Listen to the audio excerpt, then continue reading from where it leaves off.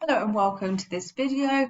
Today we're going to be looking at how you can solve quadratic simultaneous equations, particularly looking at these kinds of problems that you commonly see at A level. Here you have a simultaneous equation to solve, but you have this unknown here, k, and your task is to try and work out what values k can take. And you'll be given some extra piece of information to help you solve this. So in this case, you can see that the line L does not cross or touch C. You could also have various different problems, such as in this one, where you can see that the line is a tangent to the curve, or you could be given the case where the line and the curve meet at two distinct points. So which one of these three different scenarios you have will tell you how you treat the discriminant of the quadratic equation. If you have the case where the curve and the line meets at two distinct points, like so, then you have something like this. You have a line and a curve, and it crosses at 2 points. And this will be worded like this: two distinct real solutions, or two solutions. It just means that there are two different points where they cross, and they are different points.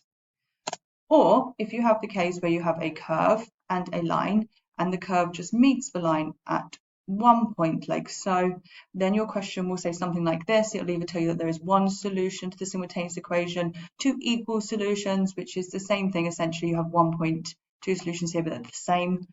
Or, as you saw in the previous question, you could be told that the line is a tangent to the curve, which is the same. It just meets at 1 point. Or in the third case, you have no solutions, and that's where you have a curve like this, and then a straight line, and you can see that the line and the curve do not intersect at all, and you have no solutions. Now, depending on which one of these scenarios you are in, depends on how you treat the discriminant. The discriminant is b squared minus 4ac. And if you have two solutions, then we say the discriminant is positive, greater than 0. If you have just one solution, then b squared minus 4ac is going to be equal to 0.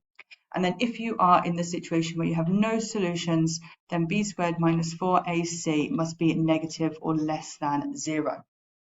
So if we look back at the problems we saw before, in this case here, where the line does not cross or touch C, here you're going to use b squared minus 4ac is less than 0. In this case, where it is a tangent, you will say that b squared minus 4ac is equal to 0. And then in the last case, where you have two solutions, you can say that b squared minus 4ac is positive, so greater than 0. I'm going to look at that first one in a bit more detail, and we're going to go through and see how we solve this problem. So you should start off by trying to solve the simultaneous equation. In this case, you have y is equal to x squared plus 2x plus 11, and y is also equal to k times 2x minus 1. Because both of these equations here are equal to y, it means we can just set them equal to each other. And then we're going to attempt to solve this how we normally would, which, because it's a quadratic, what I want to do is expand that bracket, and then I'm going to get everything onto one side of the equals. So this is 2kx minus k. Now we're going to get everything onto the left-hand side of the equation, get it equal to 0. Now, how I'm going to do this is I'm going to specifically choose to write the x squared values first. Then I'm going to write anything that has an x in it. So we'll write the 2x, and I'm going to move this term over to the other side. So minus 2kx. And then lastly, I'm going to write all of the terms that do not have x in them. So that is the plus 11. And then we're going to move the k onto the other side. So it'll be plus k. And now this is all equal to 0. Now, if we did know what k was, at this point, we could maybe try and solve this. But in our case, we don't know what k is. And I'm going to now go back to the question and use this fact here. So this tells me that b squared minus 4ac is going to be less than 0 or negative. And if I look here at the quadratic equation that I have, it could be hard for me to tell what the a, the b, and the c are. If I compare it to the general form of a quadratic, you're going to have ax squared plus bx plus c. So I'm trying to find what those values are.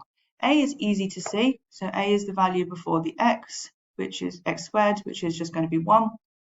And the b value is harder to see. I can see I've got two terms here that both have x in them. And what you want to do is factorize x out of those two terms to see what b is. So we have x squared plus, and now I'm going to factorize x out of that term, so I just have 2. I'm going to factorize x out this next term, so we have minus 2k, and then all of that is being multiplied by x. These two I can just leave as they are. This is going to end up being the C value, 11 plus K, and it's all equal to 0. So now it might be easier to see. I can see that A here is 1, this is B, 2 minus 2K, and then this last two terms here, the 11 plus K, is going to be C. Once you've identified the A, the B, and the C, it's just a case of substituting into this. B squared minus 4AC is less than 0. So let's go ahead and do that. So B is 2 minus 2K, and I'm taking B squared. Now I need to subtract 4 times A, which is 1, times C, which is 11 plus K. And now I know the discriminant is less than 0, so I'm going to say this whole thing is less than 0. Now I want to rearrange this. We have another quadratic again, this time a quadratic inequality that I want to solve. So I'm going to go ahead and expand out this first bracket here.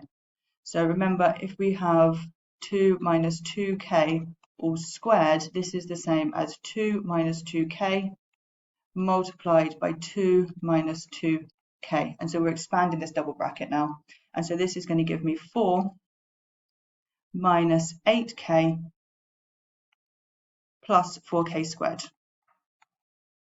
And now I can expand out the second part. So I have negative 4 times 1 times 11. So this is minus 44.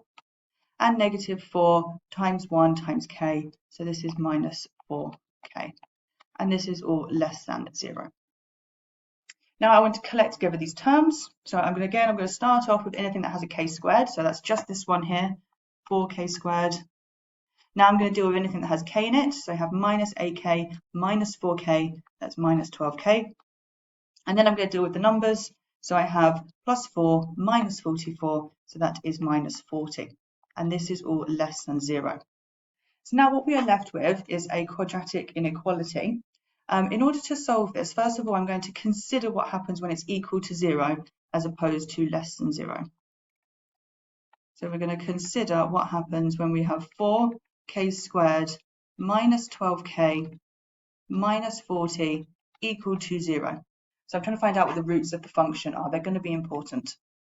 I can see here that all the terms are a multiple of 4. So I'm going to go ahead and just divide everything through by 4. We can do this because it is all equal to 0. So it's going to be 4. So k squared minus 3k minus 10 is equal to 0. And now to solve this is relatively easy to solve. You want to show some kind of algebraic method. I'm going to go ahead and factorize this. So if we factorize, we have k plus 2 and k minus 5 is equal to 0. And so either this is equal to 0, in which case k is negative 2, or I have this term being equal to 0, in which case k is going to be 5. Now this was just considering when it's equal to 0. So what we're actually now finding is the roots of the function. So this is a quadratic here, and it's going to go through at minus 2 and 5. Now, in order to solve the inequality, I need to go back and look at the original equation here and check this sign. So in our case, we wanted when the function was less than 0. So this is going to be in the y-axis when y is negative, which is between these two x values, negative 2 and 5. So what that means is I can say that k is going to be between minus 2 and 5. And be careful to sketch out that graph, because you could, if you had a different scenario, for instance, if this was more than, like this, then we would be outside, above the x-axis. And in that case, you would have k is going to be less than minus 2, or k is greater than 5. So be careful just to draw that out and consider which case you are in. In our case, we are between the two. So the solution is between negative 2 and 5. This was less than. Okay, I now have a problem that you can have a go at. So if you would like to, go grab yourself a pen and some paper, see if you can work through this problem and work out the value of C. And in just a minute, I'm going to put up the solution.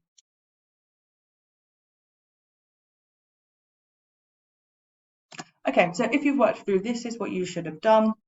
So you're going to set the two functions equal to each other. You rearrange so you can identify the A, the B, and the C. Because we have a case where it's a tangent, we say the discriminant is equal to 0. substitute in the A, the B and the C, and then you can solve for C. This case is actually a little bit easier than the previous one because we did not have to use a quadratic inequality.